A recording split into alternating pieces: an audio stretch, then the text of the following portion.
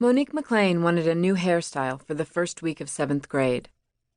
She got the idea from her mother, Alicia, who had her long dark hair done up in a sweep over the summer so that it lay braided smooth on one side of her head and fell in a cascade of curls down the other. Monique, who was 13, had her mother's long dark hair and wanted the sweep for her first week at Woodrow Wilson Middle School in Middletown, Connecticut. She thought it would look grown up. A friend of Alicia's who does hair came over and went to work on Monique. When she was finished and Monique's hair was sleek and shiny, her mother snapped a photo of her daughter in profile, a stud earring in the shape of an M gleaming below the braids and a shy half-smile on her face. She looked like a more glamorous version of her old jeans and ponytail self. Monique didn't usually like to strut, but that morning she let her curls swing on the way to the bus stop. "I was excited to go to school," she said. "I liked how my hair looked. It felt special." But Monique's head was down when Alicia looked out of her 4th-floor apartment window that afternoon and saw her daughter walking home from the bus stop.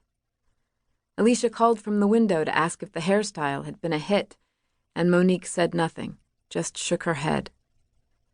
At the door, she followed her mother's rules by stopping to take off her sneakers, then came inside to tell what had happened. 2 8th-grade girls on her bus, Destiny and Cheyenne, had mocked her for being a biter, a copycat. It turned out that Destiny's cousin had gotten the same hairstyle the week before. Monique hadn't known that. Still, in Destiny's and Cheyenne's eyes, she was a biter, and biters were fair game. The older girls, who were known for being tough, kept at it the next day. They trailed Monique when she got off the bus, walking a few steps behind her and taunting her all the way down the street and onto the grounds of her apartment complex. Monique didn't know why they cared so much about a hairstyle. She just wanted it to stop. She went to her room and called her friend Sonia. "The 8th graders are in my face on the bus and I can't take it," she said. Sonia didn't ride Monique's bus. None of her friends did. She had no one to sit with, no one who could be a buffer against Destiny and Cheyenne. Listening, Alicia felt bad for Monique, but she figured it would blow over. It was just girls being rude. It was just a hairstyle. They'd forget the whole thing by morning. Wouldn't they?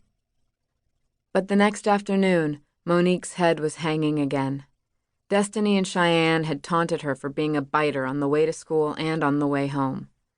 Alicia walked Monique to the bus stop in the morning, stayed to make sure Destiny and Cheyenne didn't bother her, and at noon headed to Woodrow Wilson to report that her daughter was being bullied.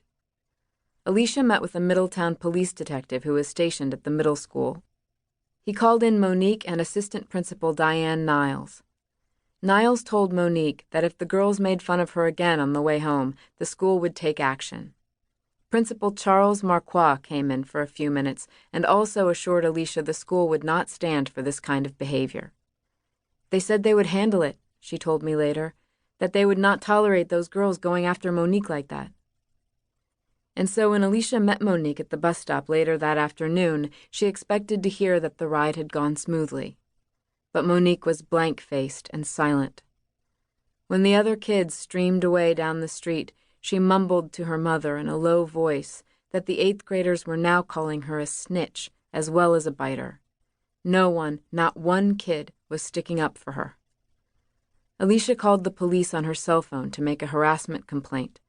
She also called Niles, handing the phone to Monique right there on the sidewalk so she could describe how the bus ride had been worse, not better, than the day before.